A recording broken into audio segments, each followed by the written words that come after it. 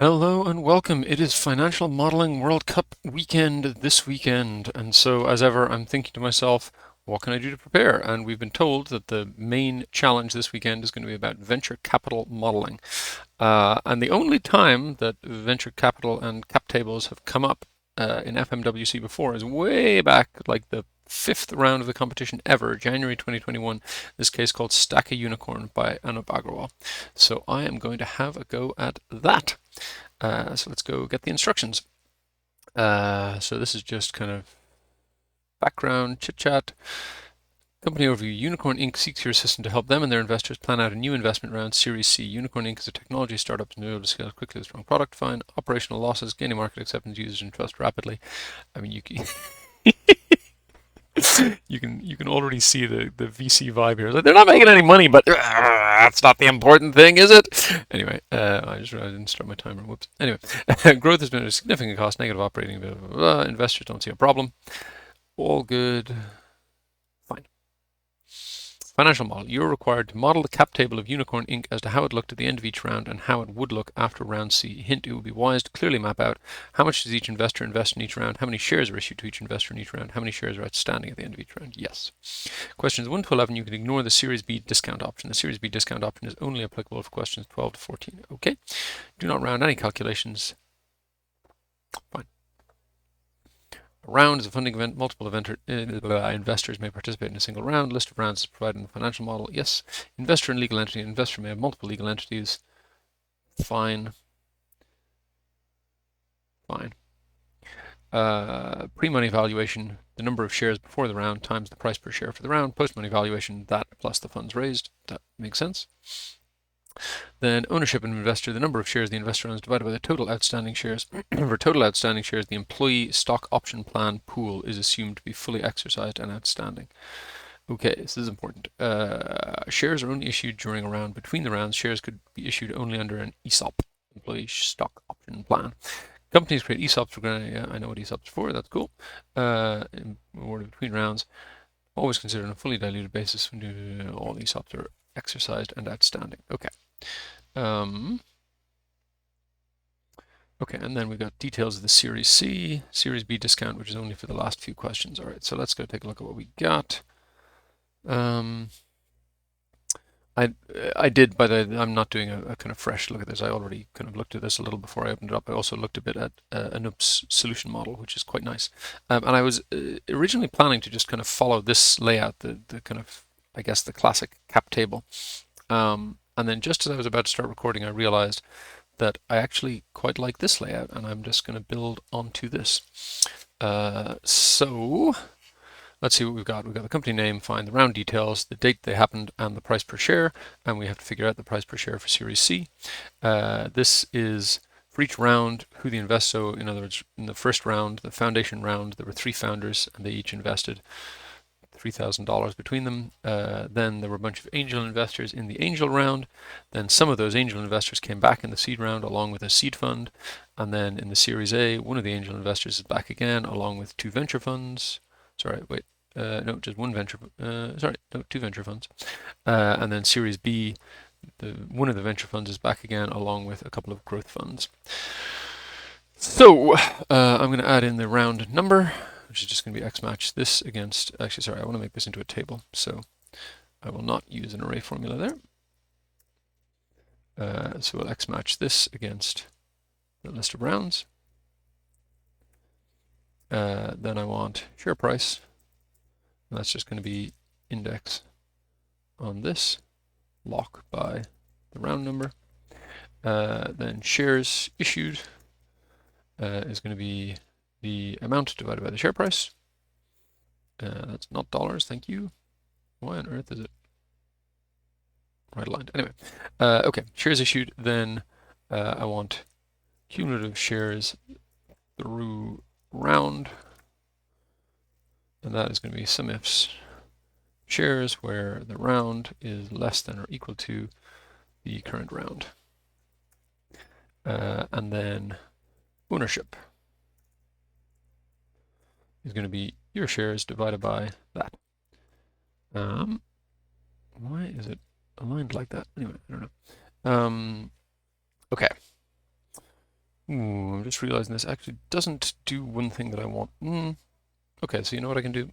Yes, I can add, if there's, so what I'm thinking is this shows their ownership here, but they don't invest in any later rounds, which means it doesn't show me where they stand in any later rounds.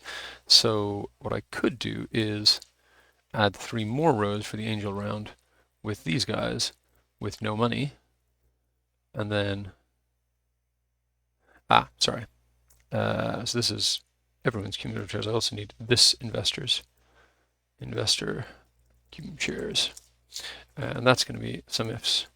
This where this is less than or equal to the current round, and where this is this. So actually, sorry, it's not technically the investor's cumulative shares, it's the legal entity's cumulative shares. But now I want to calculate on that over that instead. And now hopefully, let's see, I've got 100% there. And at the end of the angel round, I've got 100% again. Good. And their number of shares has not changed. That's good. So I guess this means I need to keep adding people in. So let's do that. So I need to add in the 3 founders and 2 angel funds who did not carry over. So 1, 2, 3, 5. Okay, so now I'm seeing a downside in setting it up this way, but never mind. So we'll take my 3 founders and my 3 angels that did not reinvest. Oops, all right, put them there. And now, hopefully, at the end of the seed round, I should have 100% ownership again. I do. Good. Okay, then Series A. Again, I'm going to need to add a bunch of people back. I want to carry over everyone except Angel 4, which means, yeah, this would have been better done in a traditional cap table, I am now seeing. So, anyway, it doesn't matter. Boom. So then this is Series A, and I'm carrying over everyone except Angel 4. So carry over Angel 3 and all of these guys. And then double check that at the end of Series A, I'm back to 100% ownership. I am. Okay, and then same thing for Series B. I need to carry over everyone except Venture Fund B.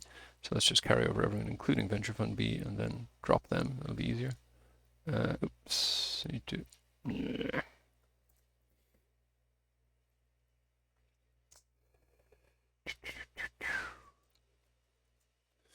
It actually doesn't even matter if I duplicate, does it? Because it won't increase their. Oh, no, but it will. Okay, so VB2 is participating in the series. Oh. All right, fine. So then that's okay. And that adds up to 100%. Good. And then I want employee stock options. So I'm going to do ESOP. I don't know, I'll just call this ESOP as well, I guess. And I guess this would be ESOP 1. And I'll insert these as well. So there's a pre-B and a pre-C. So we'll call that ESOP 1 and ESOP 2. And they're at that share price, although they don't actually buy anything. Okay, so then shares issued will be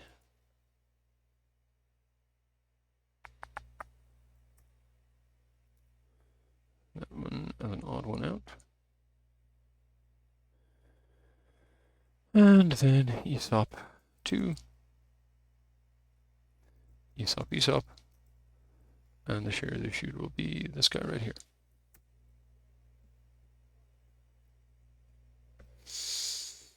Okay, and then got to figure out Series C. First, I think I want to add in all of these investors to my ESOP 2 just so that I can have ownership at that stage. Ooh, you're not liking that. Shares issued. Okay. Whatever, I don't care. So now, do I have, yes, 100% ownership. Happy days. 50,000 gets you 12% ownership? That seems like a lot. Yeah, okay. So then that's ESOP 2, and then finally I want Series C, which is going to be some combination of the existing investors plus some new one. So let's go here, go Series C. For now, everyone is 0. Okay, happy days. So now we can probably start answering some questions. How many shares were issued in the seed round? 300,000. Oh, sorry.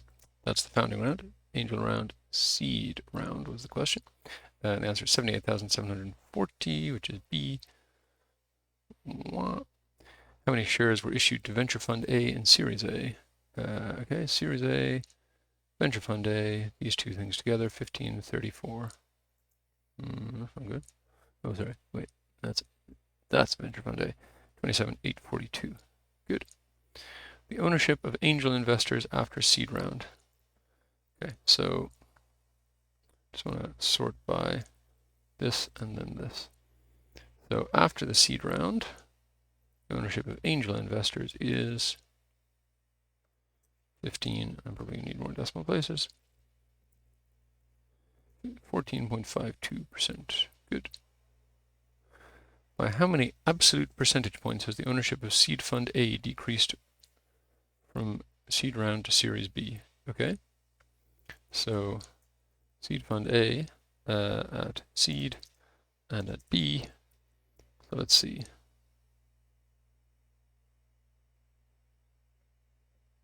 Here is the seed round. Here is Seed Fund A. Where's Seed Fund B? Huh? Wait, what? Sorry, Seed Fund A. Never mind. Okay, so it's, where are we going? Here. This plus this is their investment at seed, and then at B, it is this plus this. So the absolute percentage point decline is this minus this, which is 5.29%. Good. Pre-money valuation of the seed round. Okay, so seed round. Sorry, no, I want the shares outstanding before the seed round, which is this guy. Times the share price in the seed round, which is this guy. And that is 9.6373. Yes. Percent increase in the post-money valuation from Series A to Series B. Okay. So let's be a little more systematic about this.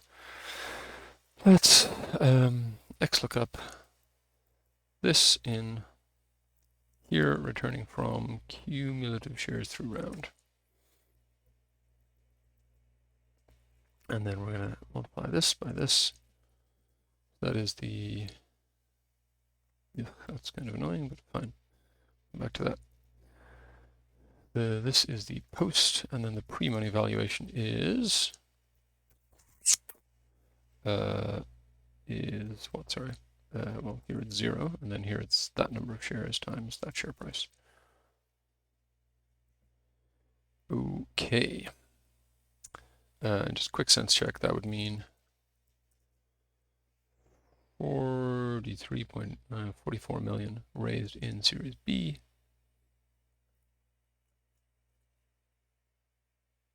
No, oh, sorry. Yes, there's one more. Yes, okay, happy days.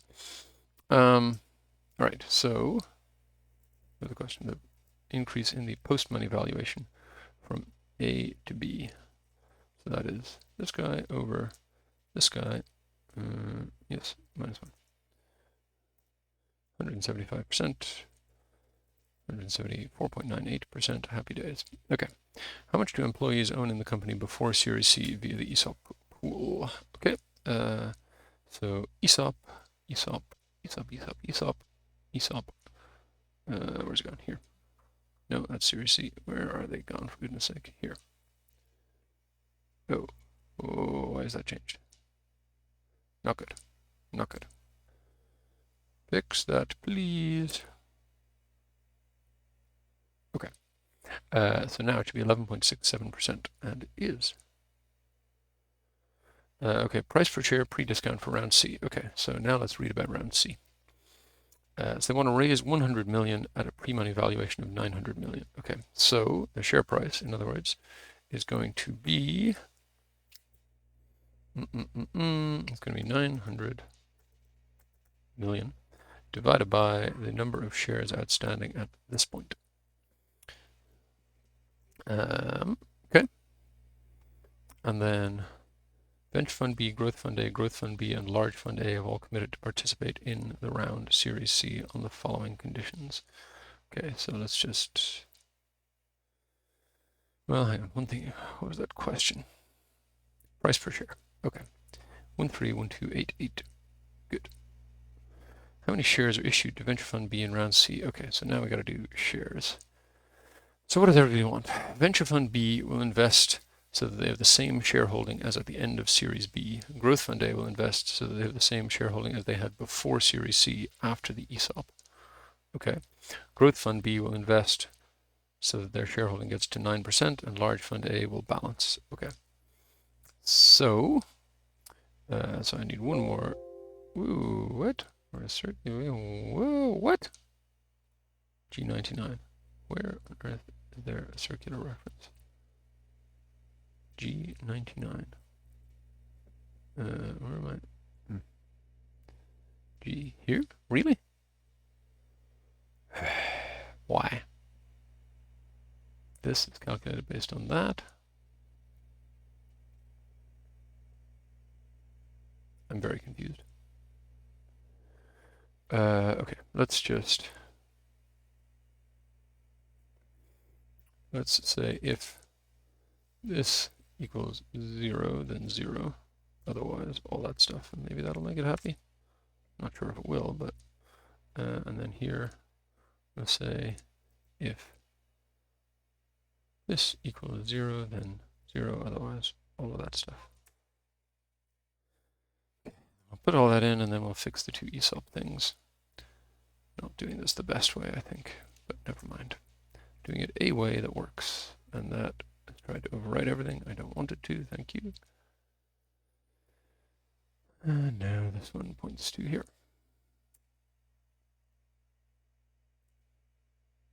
Okay. So now the circularity is gone. Good. This is Large Fund A, LFA. So,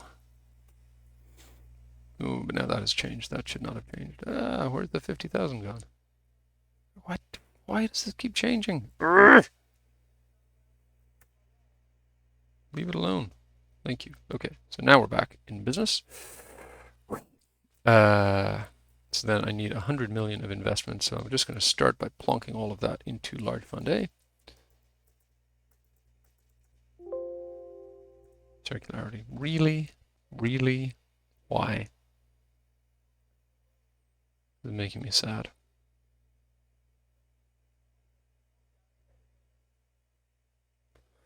That is pointing to that. Okay, maybe it's just because I'm doing one big X lookup. Let's try doing separate X lookups. Now you don't mind. And now we're getting to 1 billion. Hooray. That's what we want. Okay, so now I'm going to make this.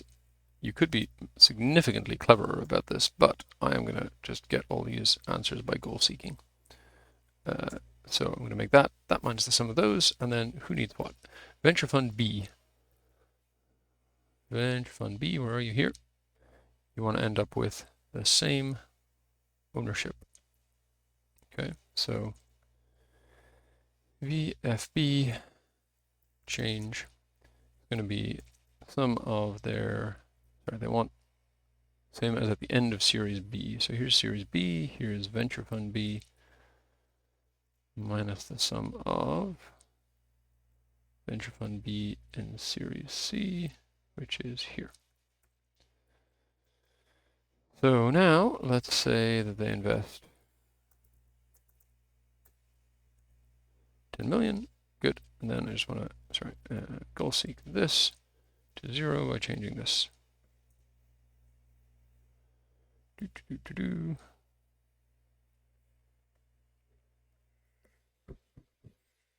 Goal seek is really acting strange for me lately. This should not be a hard calculation. It's just running super slowly. Found a solution. Yeah, that's not a good enough solution. So let's multiply this by 10 to the 4. And put it back to 0 again. That seems better. Okay. That's venture fund B. Growth fund A. So they're the same as, okay, so GFA change.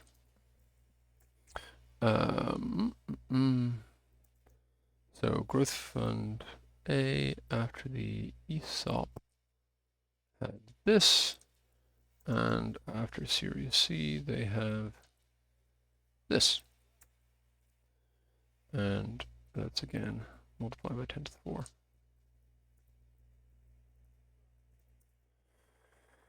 Okay, and then again let's just plonk in some growth fund A. We're going to invest ballpark the same amount, and then we're going to alt TG to 0 by changing this guy. Again with the super slow for some reason. Of course, it's my own dumb fault for doing something with goal-seek that had no earthly need to be done with goal-seek, so I guess fine. Growth fund B will invest to get to 9%. So GFB versus 9%. So growth fund B is these two, and this is, yes, this is after C, minus 9% times 10 to the power 4. By changing that. So slow. Oh my god.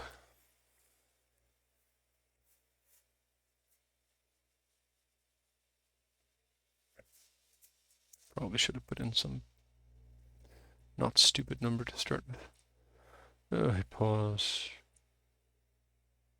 Hit cancel. I don't care. Alright, so let's just put in that as a starting point, and then we'll alt TG 0 by changing this guy.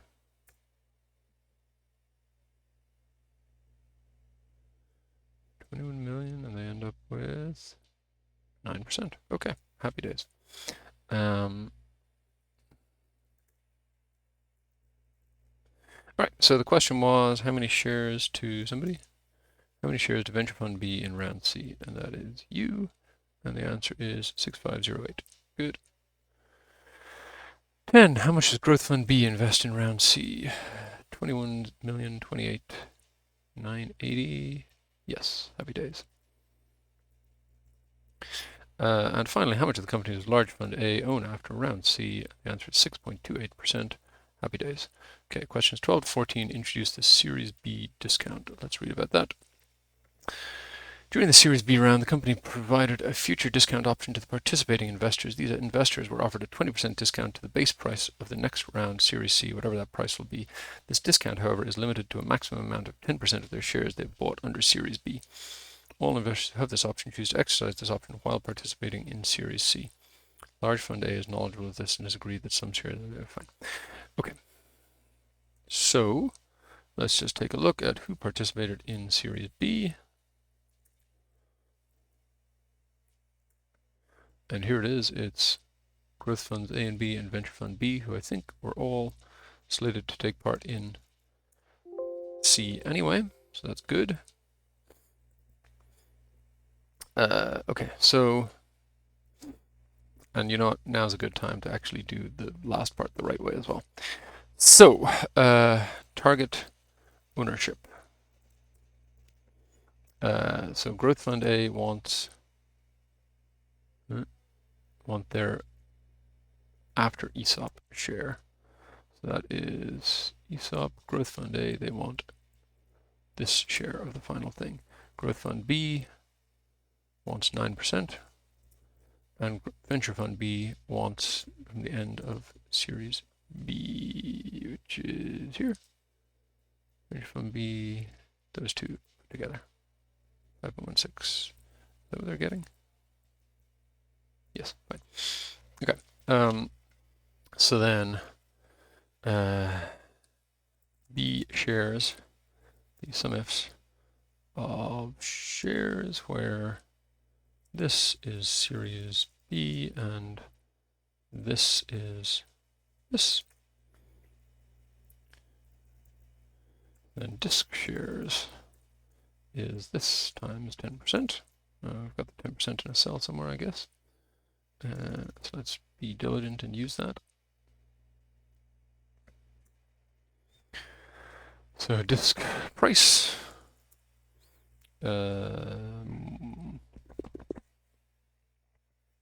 hang on. So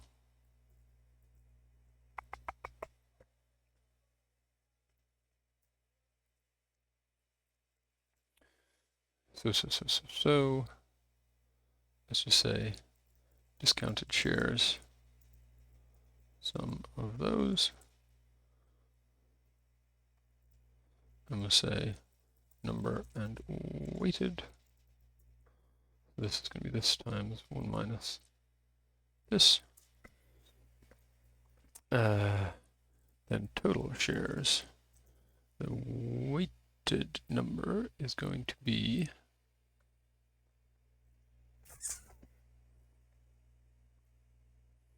the 100 million divided by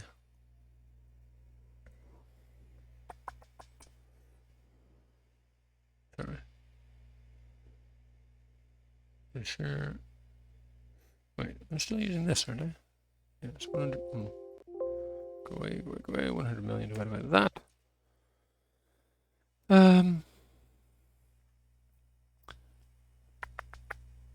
So full price.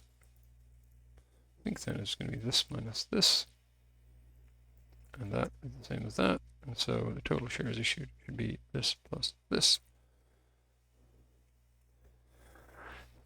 Okay, then targ shares is going to be this times their target ownership.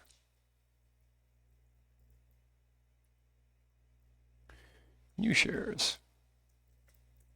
That's right, old shares. Let's do.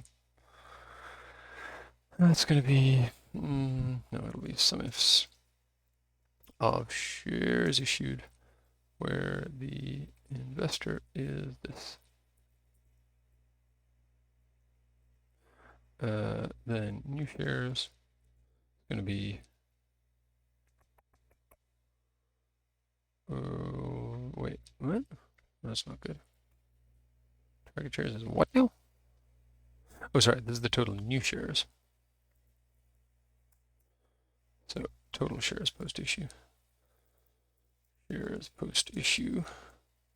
Issue is going to be this plus this. Okay, so then the target share is going to be some much larger number. Good. Ooh, this looks alarmingly close.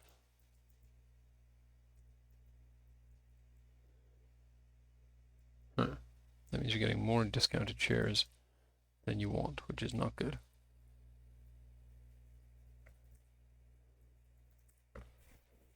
I don't like that. So let's see. So the discounted shares times the share price times, let's do 0.8, gives that, and full price shares times share price gives that, the two of them together gives the 100 million, so that's good. Which means 78,000 shares in total. This is not good. So, where are those from? Sorry. Yes, I need to get their old shares before Series C, of course. Less than 8. Okay, that's better.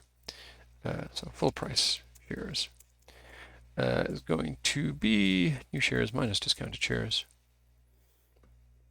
Okay, and then total investment is going to be full price shares plus discounted shares times 1 minus the investment, all multiplied by the share price.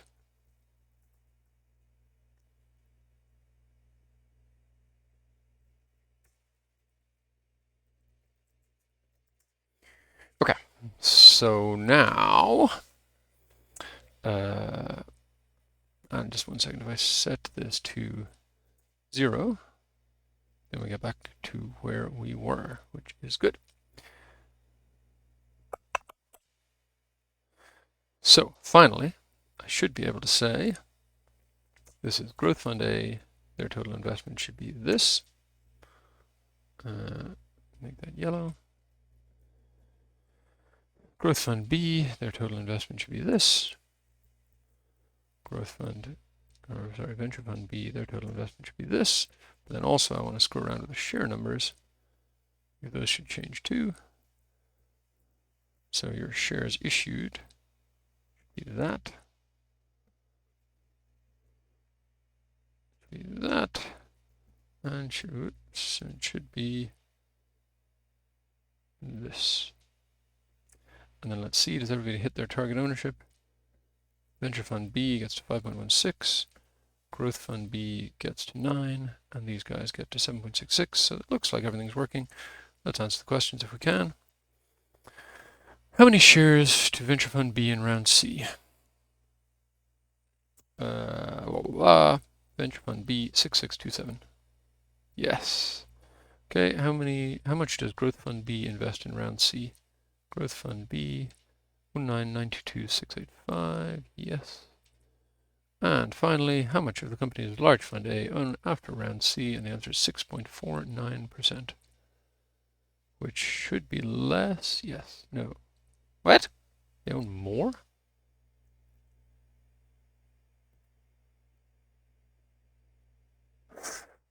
That makes me feel weird.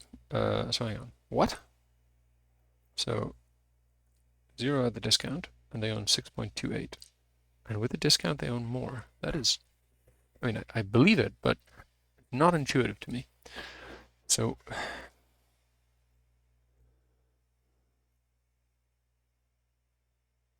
oh, okay, sorry, yeah. No, it's making sense to me now. So these guys are investing less money, which means these guys are investing more money, which means they're getting more shares. There's not a big increase in the total number of shares. Okay, fine. Fine. That makes sense. All right, so I don't know. I started off thinking that this table setup was brilliant and beautiful. I ended up liking it considerably less. I think I will probably go back and build a cap table in the same kind of way as Anup did. But anyway, hopefully that gives you some inspiration for cap tables and venture capital. Good luck if you're competing this weekend.